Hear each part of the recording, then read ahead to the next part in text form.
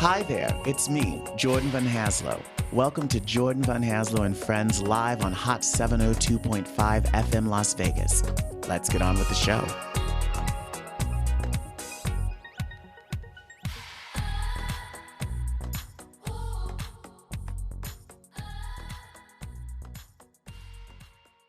Hello, everybody. Welcome to another episode of Showtime with Jordan Van Haslo and Friends right here on Hot 702.5 FM Las Vegas.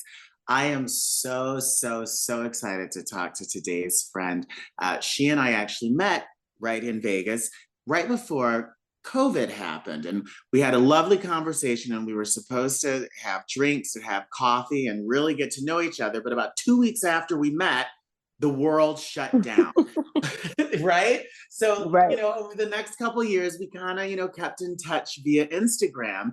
And just the beginning of maybe midway through last year, I happened to text her and said, "Hey, what are you up to?" And she said, "Well, I moved to New York." And I said, "Well, I am sitting in New York right now. We have got to get together." And getting together we did. We became very, very fast friends. She is a vocalist. She is a musical educator. She is a vocal coach. And apparently she's now, 2024, the busiest woman in all of music. So just getting her to sit down here was like a feat in itself.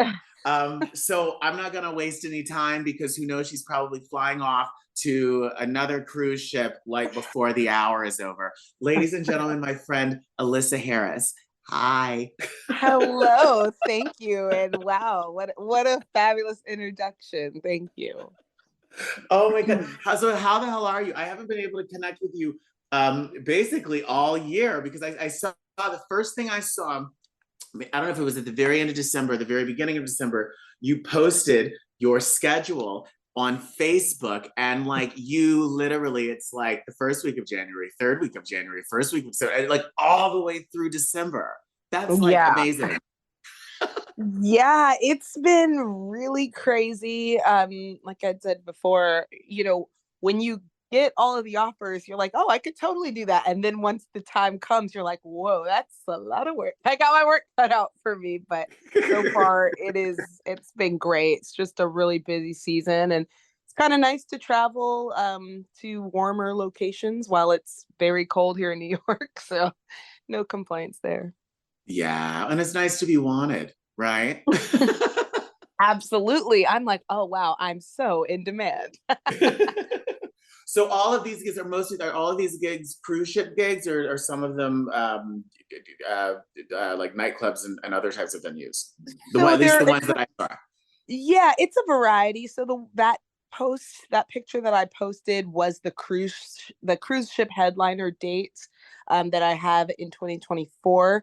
I didn't actually post the other things yet, just because they're just as they come. They kind of build up as they come. But I've got a couple of private gigs, like private events, weddings, things like that. I'm performing a concert in Vegas in a few weeks for the Summerlin Library Performing Arts Center. They have a Black History Month event schedule, and I do my concert there every year.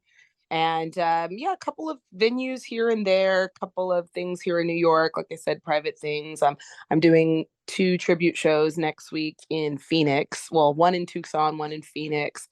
And so it's keeping me on my toes, and I'm mixing it up a little bit. Yeah, that's cool. Well, so I want to talk about just your music and how you got into it. Was this something like when you were a little kid growing up? You're from Northern California, right? Yes. Was it something always like, were you like that annoying kid who was running around the house singing all the time? Oh, or was absolutely. This something? Oh, absolutely. Like in home videos, it's always me singing Disney songs or singing, songs I had heard my parents playing, running around the house, trying to, dressing up, pretending I'm on stage. Like whenever there was, oh, what do you want to be when you grow up? It was always a singer. It was always, I want to be a singer. It was always my, thought process of like, well, eventually, yeah, I'll go to college. I'll do this, I'll do that. But I mean, I'm going to be a singer. I have to be a singer. So it's come full circle. And I don't honestly think there's anything else I could do, really. Life keeps bringing me back to this. So I'm grateful. How did you make that professional transition? Well, when I finished undergrad, when I graduated college, I knew that, which by the way, I did my bachelor's in communication studies. So not theater, not music, not performance or anything, but How I come, did a lot. what made you not study performance? What made you get your degree in comms?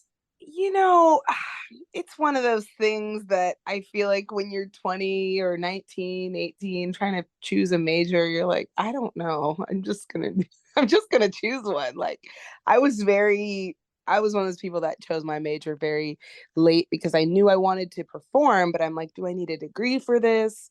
Or should I get something that's quote unquote useful, Practical. right? What All they right. call it, as something that I could transfer those skills later on. And I did enjoy communications. I enjoyed my classes and my advisors, but throughout college, I was involved in all the theater productions. I was writing a lot of my own music and performing it in venues locally around Los Angeles. And so I dipped my feet a lot in music and performance while I was in college, even though I wasn't like studying it per se. I was more getting like the real world experience of being in LA and, doing that while juggling college. And by the time I graduated, I had wanted to start dipping into trying to go to auditions and trying to I really wanted to work on a cruise ship. That was kind of like one of my bucket listers. I thought, oh, I really want to go on a cruise ship. And so I How started. did that even come about? Because can I tell you, the idea of Oh, like doing cruise ships didn't even like cross my mind until I got to Vegas and started meeting all wow. these people who were like, you know what I mean? It wasn't even a like, you know what I mean? I didn't even think about it. Like it didn't even dawn on me like, oh wait, that's like totally A thing. a thing, right? And a lucrative avenue. I'm like Yeah. all this time I could have been playing cruise ships. Literally, yeah. It's kind of one of those, I call it like a hidden gem. Not as much anymore because a lot of people feel like cruise ships are becoming a lot more mainstream as far as like the accessibility. People are just like, oh, let's just go on a cruise a couple days. Like whereas before I feel like it was like, oh, let's go on this fancy vacation. And it's really a lot of people are going on cruises these days. And so it is an in-demand type of gig. And especially now, I mean, I've worked my way up in the cruise industry to where I started working as a show band singer. So I was like in the party band, front lead vocalist of like a 10-piece band.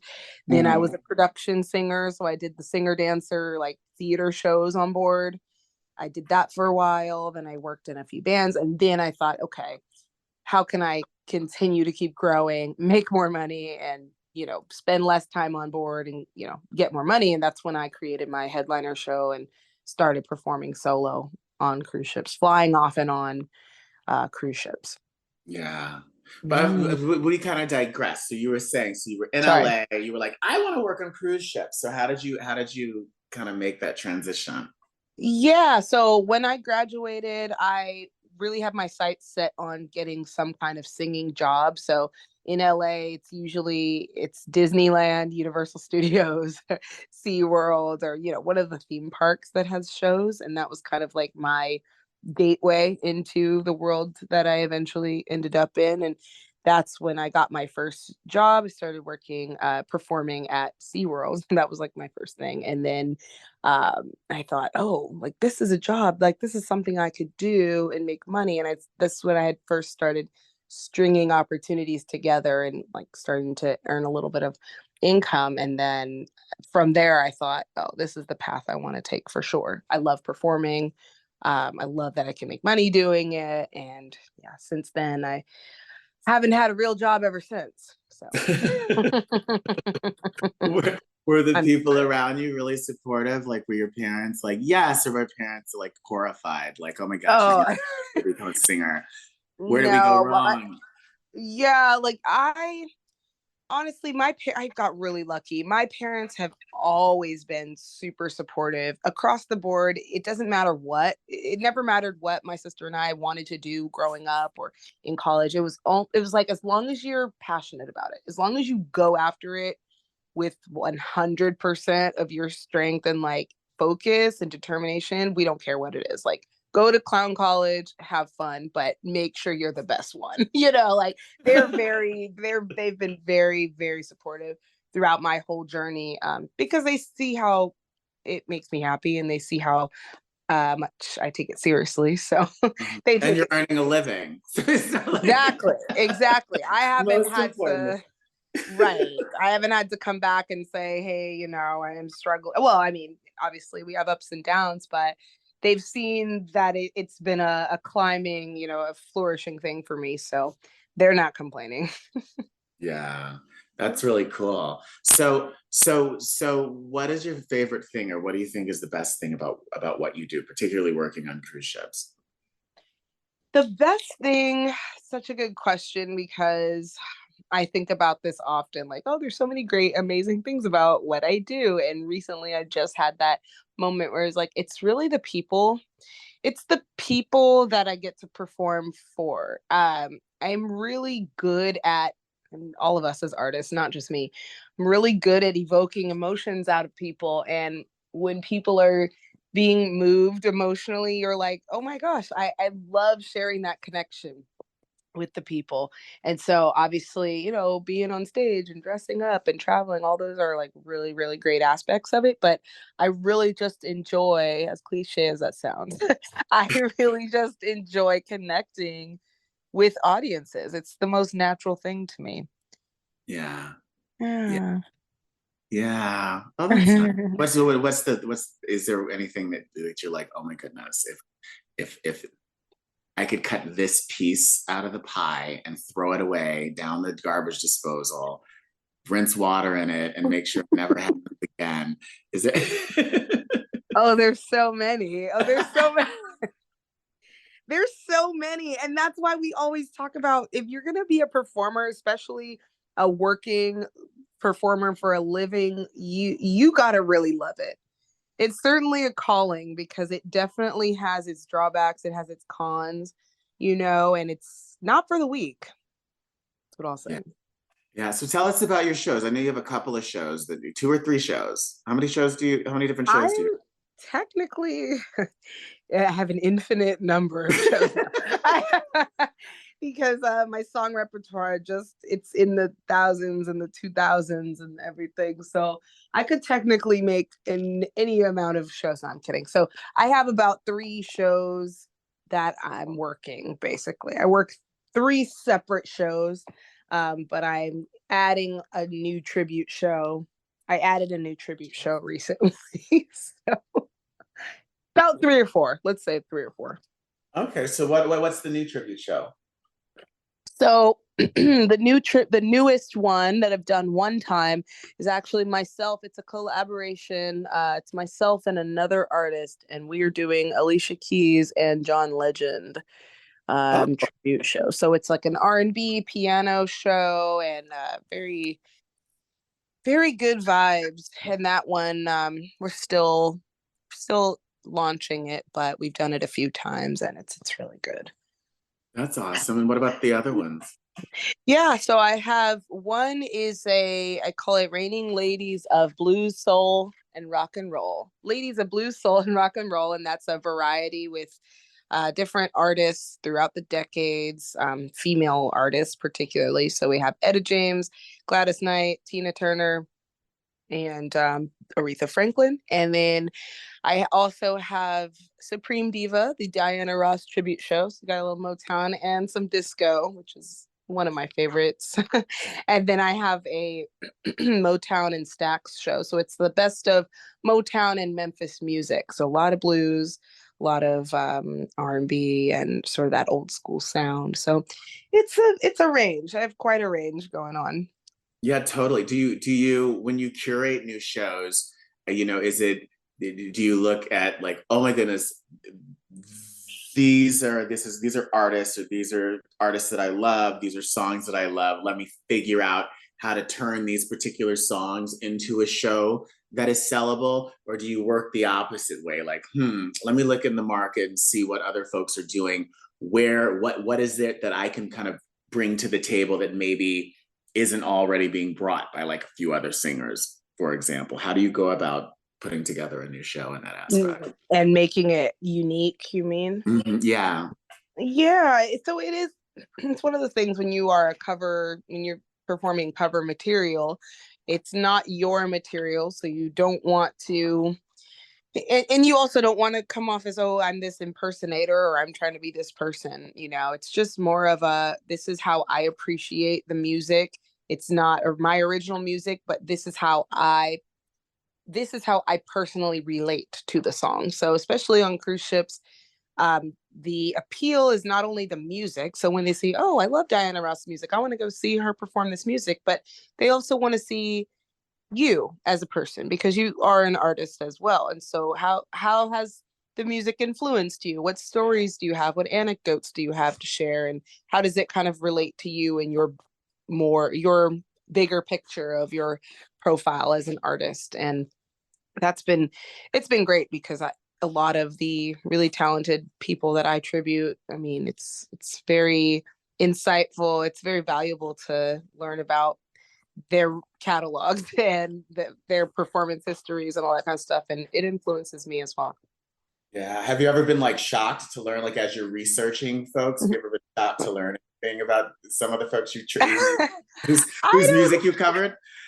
Yeah, I don't know if I'm shocked, but it's definitely one of those things where you don't realize it until you sit and look at the discography. Like, wow, these people have been doing this for a long, this music has been out a long time. Like even an artist like Alicia Keys, who is like a more contemporary artist, the music I'm doing, this is spanning 23 years, and that's a long time. That's like, 7, 8 albums, lots of number ones, lots of stories, medleys, and duets and all that kind of thing. So it's like a discovery in itself. Yeah. Well, this is a long time, 25 years. There's like college graduates who weren't born when that first album. Exactly.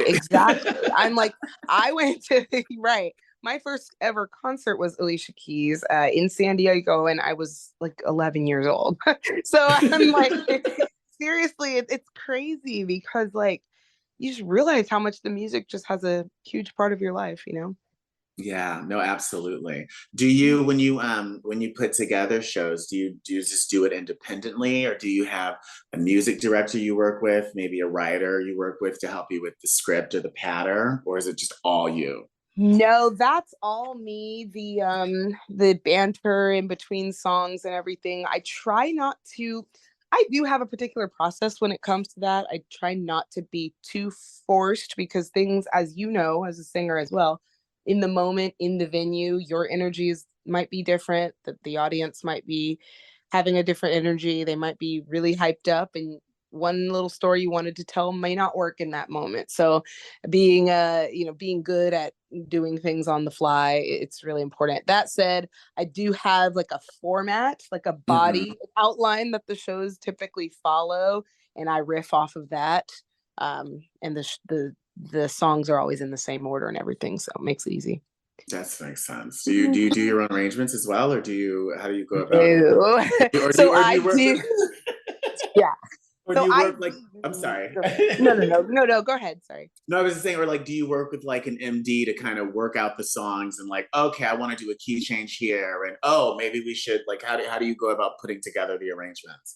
Oh yeah, absolutely. So I come up with how I want it to sound. I want the feel to sound, the tempo, the keys. I come up with the whole of how it's going to sound, and then I translate that with my arranger, whom I work with. I worked with a few different people throughout the times where I was doing my shows, and I'll kind of tell them, okay, this is how I want it to be. And typically they have an idea of how the song goes anyway, so they make it their own. So they put their own spin on it as well. So it's usually a great result.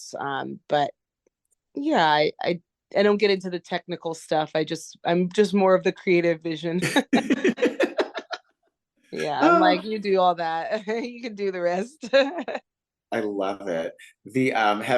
Has there ever been, in all your years doing this, I'm sure, like, has there ever been like a song that like, no matter how often you try it, it just totally doesn't land, and you just like have to twerk? That's so funny. Funny that you're asking me it because you're also a performer, so you get it. Yeah, there's a song that I really love in my Ladies of Blues Soul and Rock and Roll show that I love it. And when I used to sing it, I used to love it. I don't know how it goes over, and I might pull it from my show just because I never get a response, good or bad, and I almost feel kind of awkward like performing it, but I love it. I love the sound, but I just don't know if it's known enough. Uh-huh. What Uh, song is that? it's Etta James. The song's called I Just Want to Make Love to You. And you're Pretty on the well-known song, right? I just want to make love. That song? yeah, so you That's a know pretty it. well-known song, and it's been Oh, in that's good. commercials and all. I would think everyone. I mean, that seems like a really. Really? You know Yeah. what? I have never heard it anywhere else, except for, obviously we're music heads, so we've heard it. Maybe we recognize it places. I've never heard it on a commercial or anything like that, but whenever I perform it, like people are clapping, but people are looking at me and they're like, what is this song? Like, those old like blue those old blues songs can get really sketchy with the material. I'm like, whoa, this is kind of nasty. Like, no, not that song, but it kind of like No, but I know what you're fits saying. into that. It's kind of like, whoa, this is a little like, especially Etta James. She's got some raunchy stuff. Yeah, So, but yeah. it's amazing. Like, it's amazing at the end Yeah, of the but no, day. she could be kind of low down. Let's just Yeah. say. Would you like our audiences on the cruise ships pretty conservative just in terms of their tastes, or can you Yes. sometimes like take them somewhere? You can't really. I always say it's the best to be safe and keep things in the top 40 sort of world. Keep things Yeah, in the mainstream top 40 world when it comes to cruise ships because it's just such a wide range of audience. That said, I have had a lot of, especially older people who have, really appreciate music and have listened to a lot of different music. They'll come up to me and say, oh, I watched this so and so in concert years ago and she played, why don't you ever do this song? And then they name some obscure song I've never heard of in my life. And I'm like, okay. But I'm like, because because that's then the I B really, side to that one album they did that didn't sell. That's yeah, why. exactly. And I'm thinking, that's the whole point, or to me, that's the idea of the cruise ship gig, is that it's that mainstream, well, popular songs for Yeah. sure. No, that makes sense. That totally makes sense. What would you say if there was,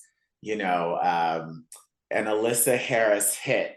Is there like the song that like every time you sing this song, it's gonna land, you're gonna crush it, and like everybody in the room is gonna be like, Alicia, Alyssa, Alyssa. Yeah.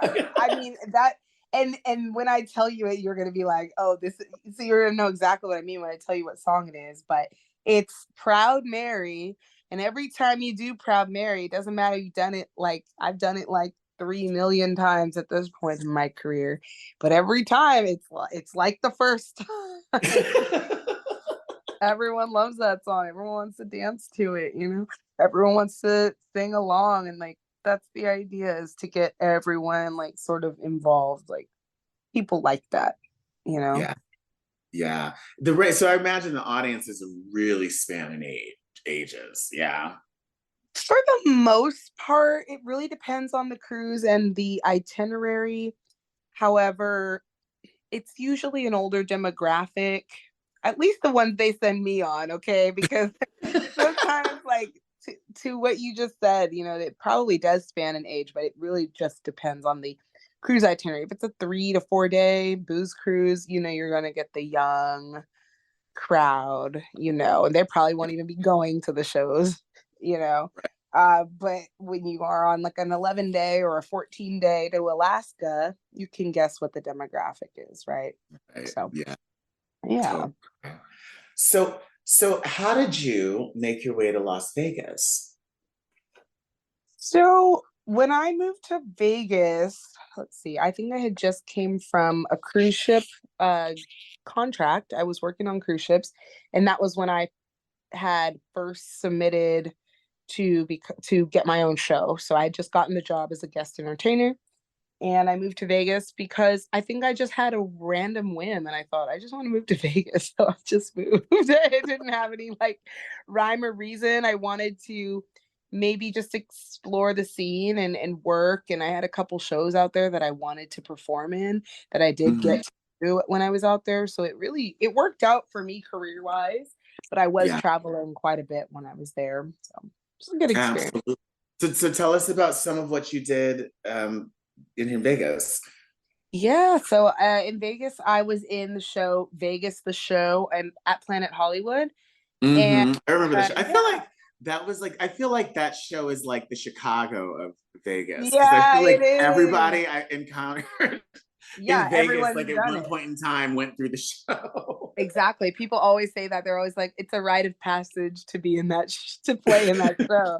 Because everyone's been in Vegas the show, you know? And so it's great. And I actually like it too, because there's so many roles, you know, there's so many things that people could do in that show. And so that's probably also a good reason. But yeah, I did that show. And that was another dream show for me because, you know, you do have the Tina Turner segment and the Gladys Knight segment. Now, all that stuff was right up my alley. So, I really enjoyed performing there. And then, of course, a couple of, you know, smaller things here and there. And I, I mean, I love, there's a lot I like about Vegas with the lifestyle. There's a lot that I couldn't handle for, you know, forever, but there's a lot about living, yeah, there's a lot about living in Vegas that is really cool, especially as an artist. Yeah. Well, I think what I found most interesting compared to, everywhere else I've lived, New York, Los Angeles, I found it to be so very welcoming in a Mm-hmm. way that like I think New York and LA isn't. I mean, because performers are competitive with each other. And Right. I feel like, New York, like, again, like it's people will tap dance on your head if they can get Right. the ahead of you. And but I found that they, but I found that Vegas, everyone was just like, yeah, we're going to this person's show, and then we're gonna go see this person's show. And like it's just like a Absolutely. very supportive artistic community. That was my interpretation of out there.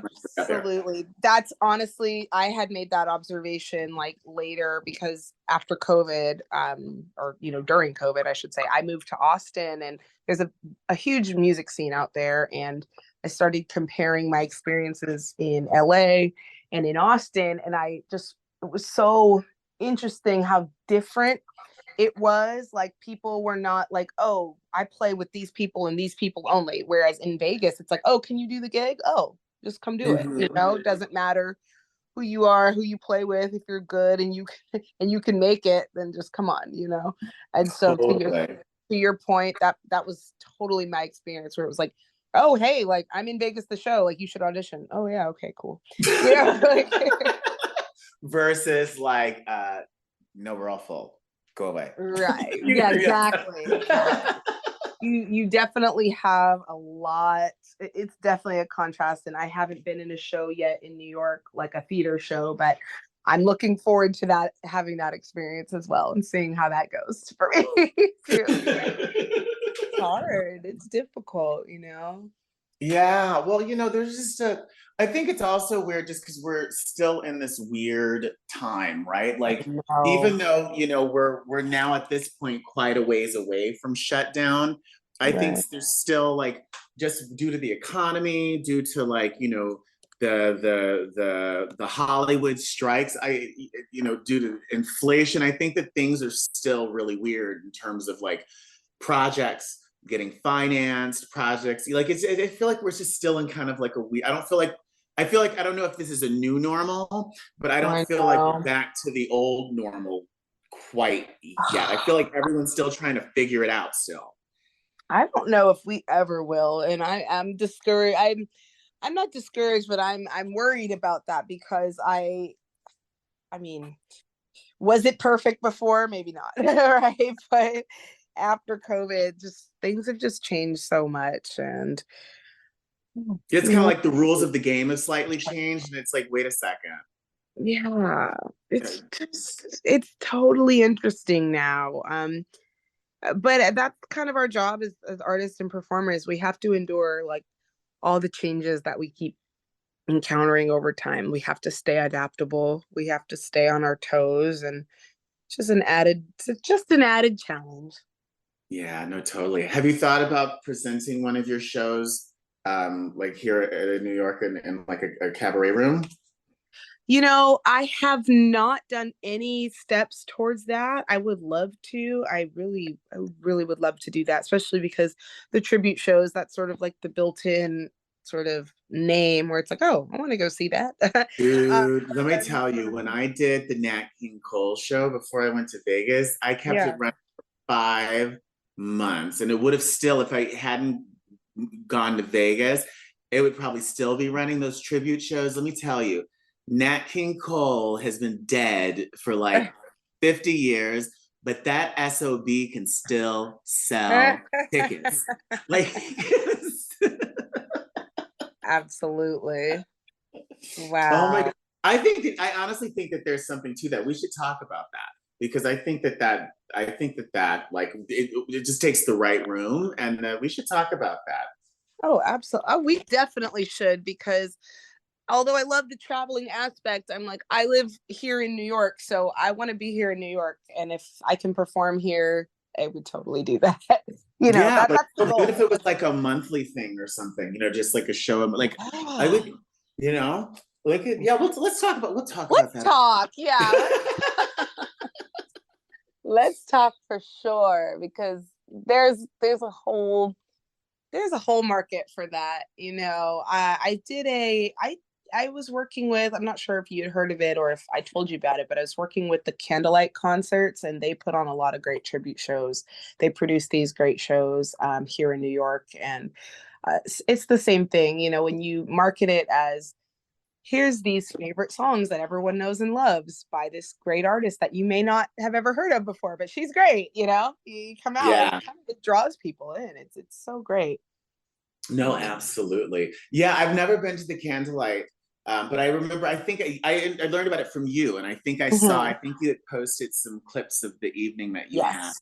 I remember Mm-hmm. thinking, like, oh my God, does like does the building's insurance carrier know that they're I know, I I saw know. those candles. I'm like, That's so funny. No, those candles are, yeah. They're quite a sight. They're quite a sight to see.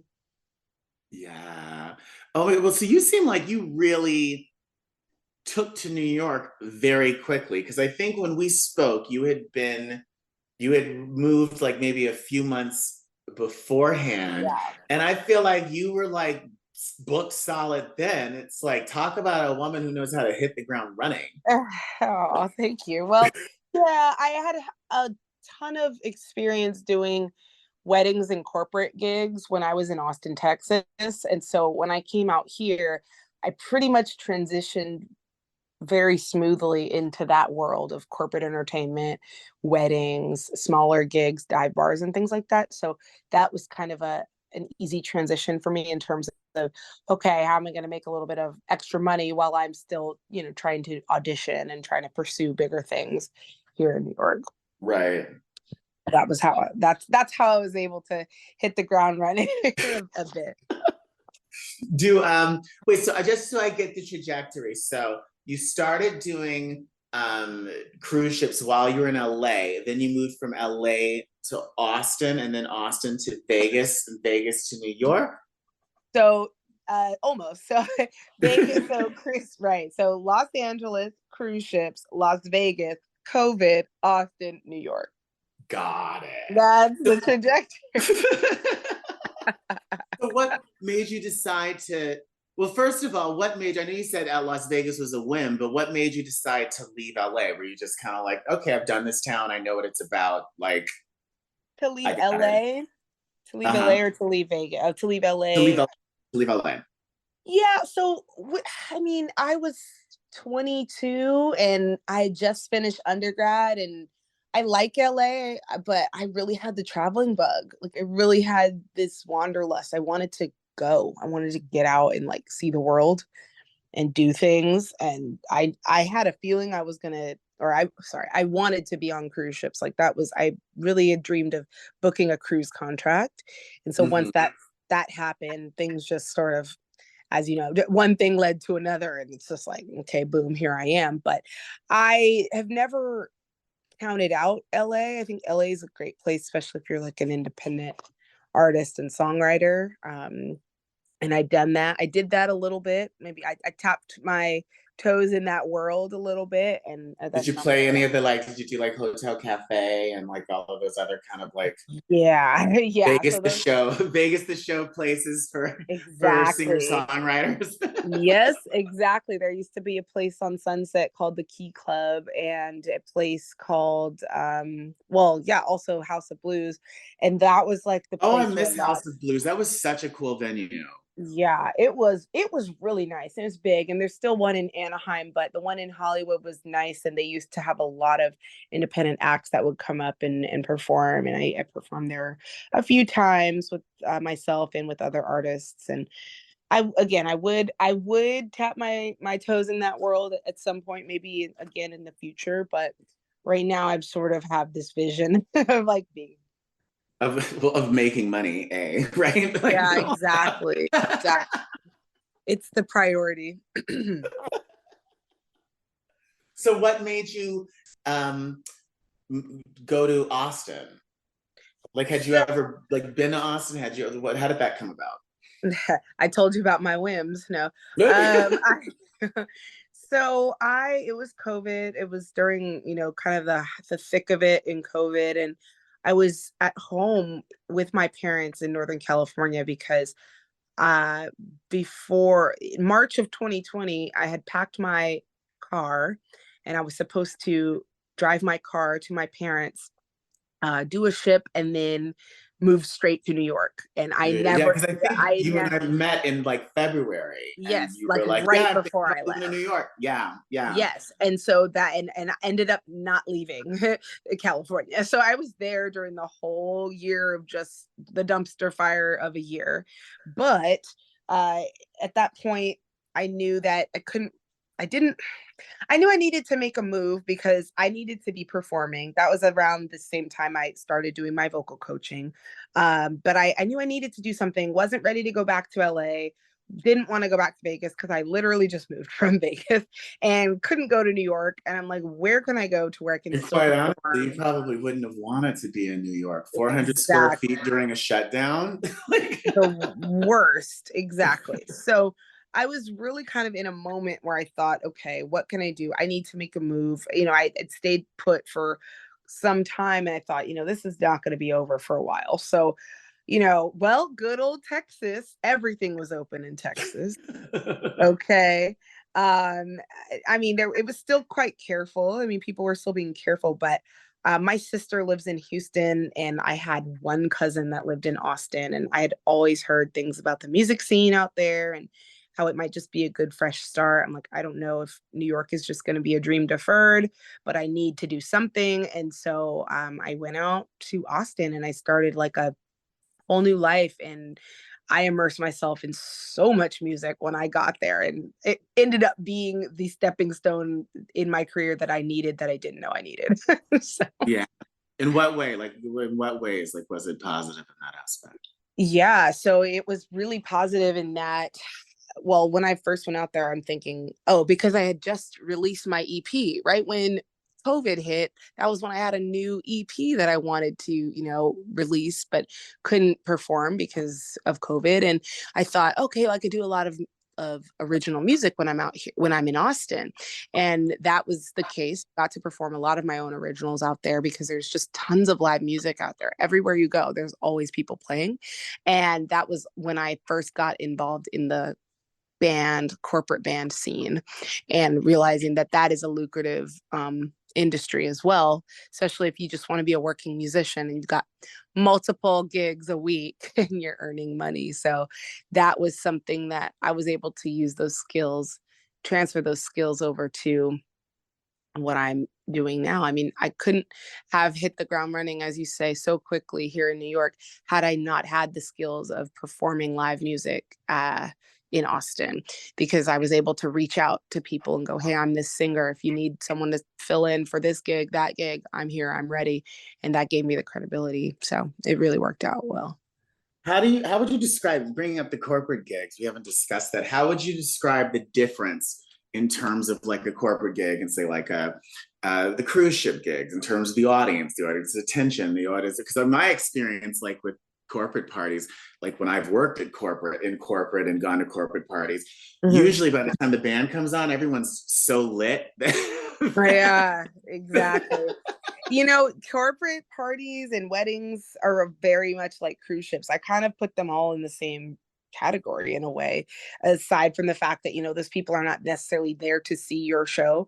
Where, I mean, I guess on cruise ships, they're not necessarily booking the cruise to see your show either, but it's more like you're more like a part of the experience. But you don't like just jump up and just stand in the middle of the room and start performing like yeah, right. there is like there is some like let me check this out on a cruise yeah ship. That's true, definitely. You don't just jump up and start dancing.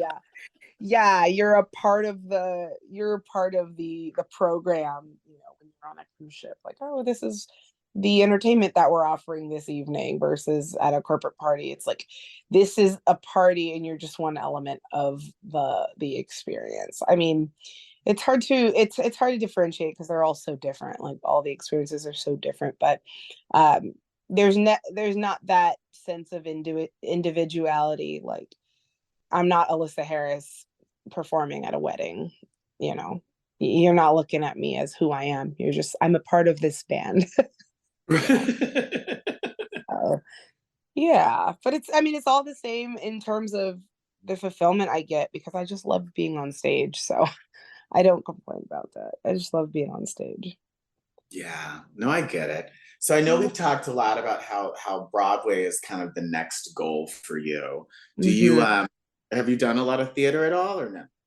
So I did remember I was mentioning in the beginning about I did a lot of theater when I was in LA and Oh, right. Yeah, and I started dabbling in that world and I loved it. And honestly, since I was a child, I've always loved theater, musical theater. I'm not in like I'm this theater nerd, like, not to, because there are some people that are like much more in depth into it than I am.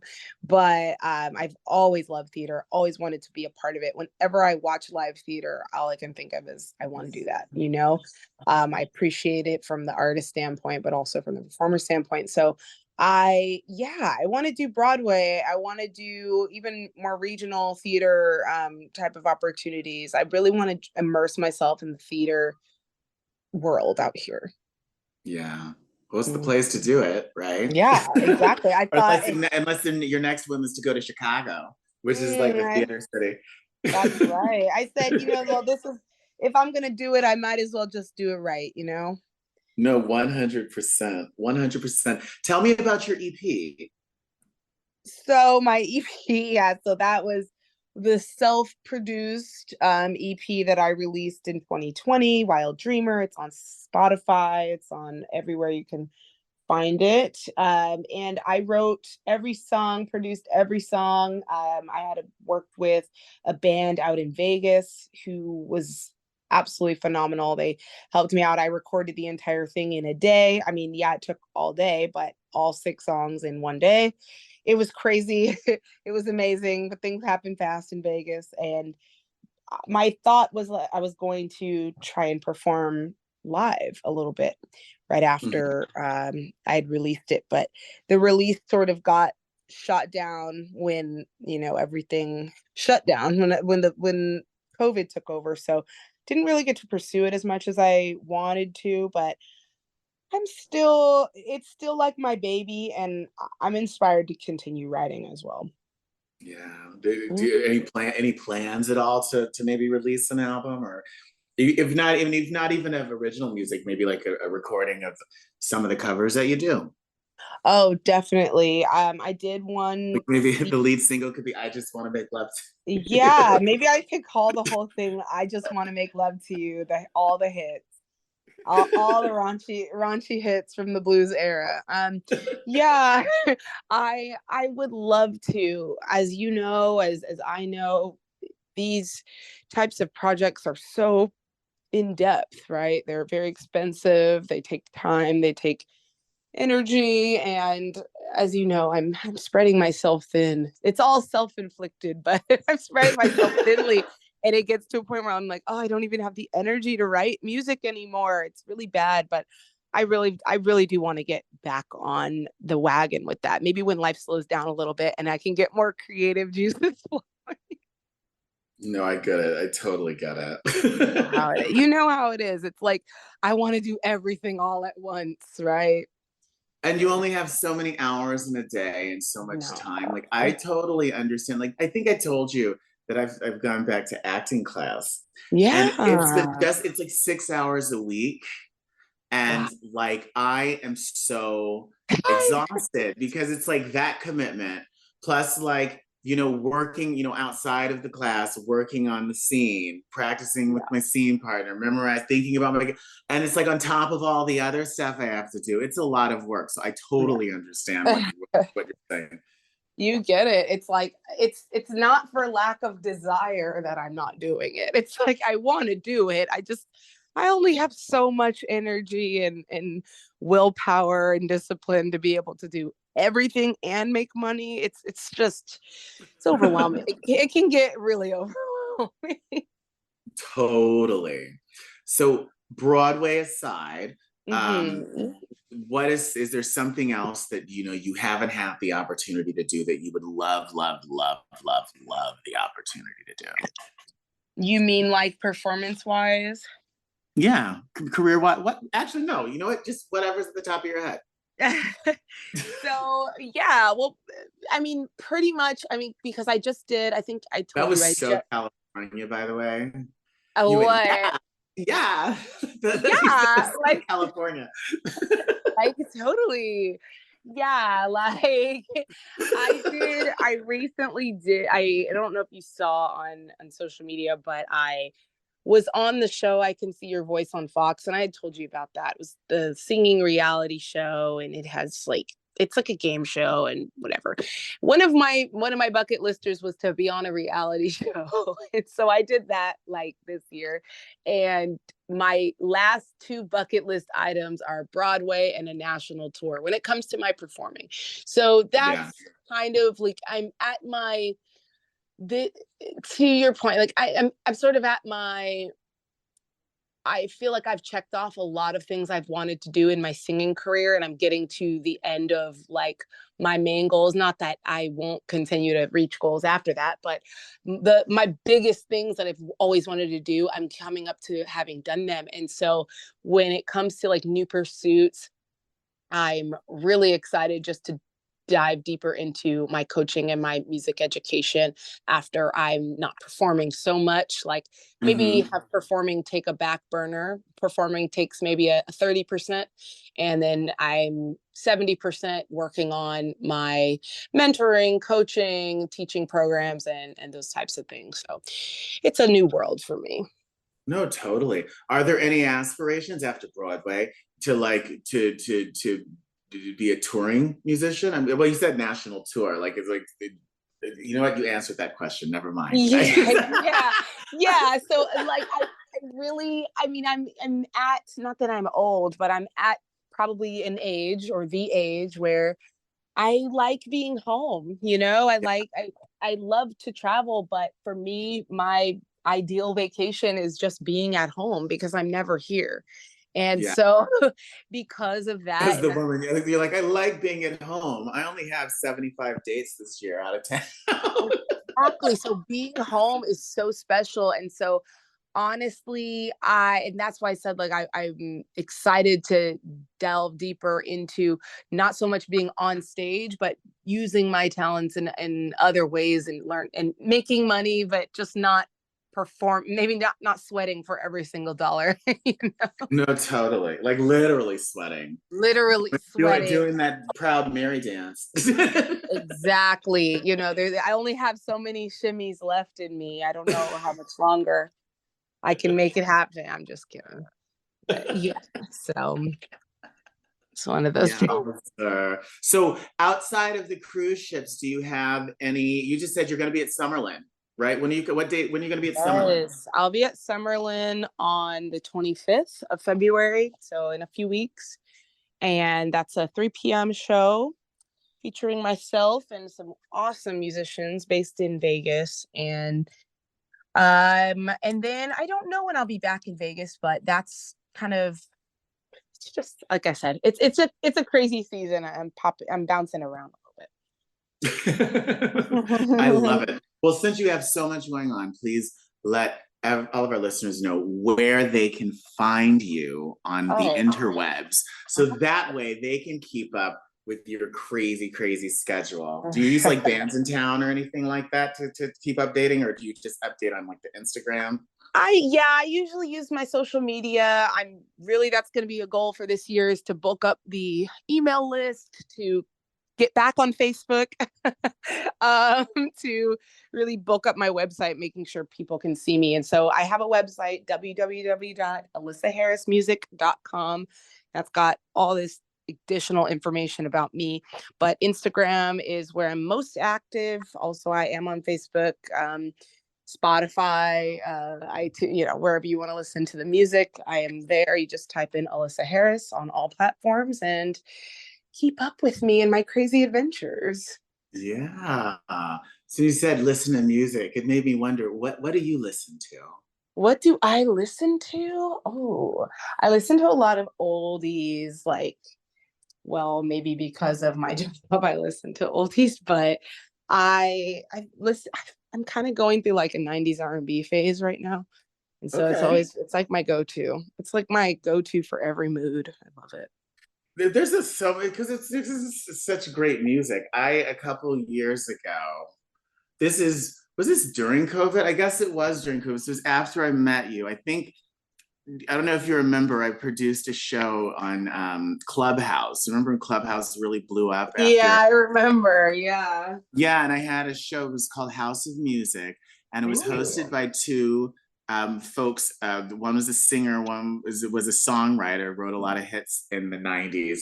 And every week was like a conversation with a different like legend, and most of them were all like big R&B, different R&B legends, like 80s, 90s R&B legends. And it just, in the course of doing that show and talking about the music, and we could play the music on Clubhouse, because it wasn't recorded in the same way that you have to kind of really clear things on, like, if you're doing like an Instagram live or something like that. And it was like, oh my God, these catalogs are amazing. And like songs I had forgotten about. And it's like, oh my goodness, this one slaps. This is my jam. I totally am with you. I saw a meme yesterday, and it said, me at 18, this radio station is playing my jam. And then it said, me at 25, this bar is playing my jam. They said, me now, this grocery store is playing my jams. That's too fun. That's so perfect, because that's like the evolution of our hip songs, right? Too good. Completely. Well, listen, thank you so much for coming to hang out with me today. Oh my God, it's my pleasure. Catching up. I'm so glad. Thank you for having me, because this is so great. Like, I'm honored to spend time with you guys, and I really appreciate it. Yeah, absolutely. And so we'll catch up. We'll find time to get together in person when you land. 100%. Yeah, when things start getting back to normal, we'll have to catch up for real. Absolutely. We'll break a leg at all of your shows this year. And thank you all out there in Radio Land for joining us. We'll see you next week for another episode of Showtime with Jordan Van Has. I can't even say my own name. Do you realize what's happening? My God. I'm Jordan, exhausted. I did that the other day on stage. I said, my name is I said, what? What is my name? I don't know. I just want to go to the grocery store and listen to music. Right. It's old. Well, thank you all for listening to Showtime with Jordan Van Hassel and Friends right here on Hot 702.5 FM. And don't forget, you can download the Hot 702.5 FM app and listen to the show in real time. And please check out hot702.5fm.com. Thanks so much. We'll talk to you next week.